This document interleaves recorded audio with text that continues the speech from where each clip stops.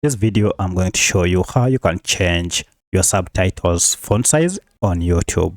So if you like to make your subtitles much bigger or reduce the size to be much smaller, you can do it. If you find this video helpful, I'll kindly request that you support me by liking the video and also by subscribing to this channel.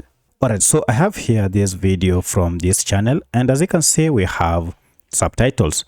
Now I like to go ahead and change the font size of these captions. To do so, it is simple. First, make sure that you have added the subtitles and they are on, and then go to settings here.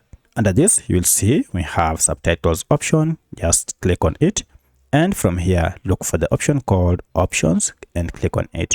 Under this, you can see we have quite a number of options. Among them is font size.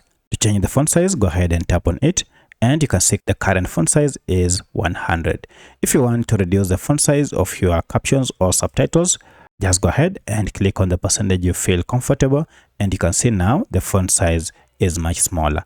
Should you want to make them much bolder or bigger, go ahead and increase this. For instance, I can even increase this to 150, and this will make them even much bigger. If I increase to 200, they'll be even more bigger.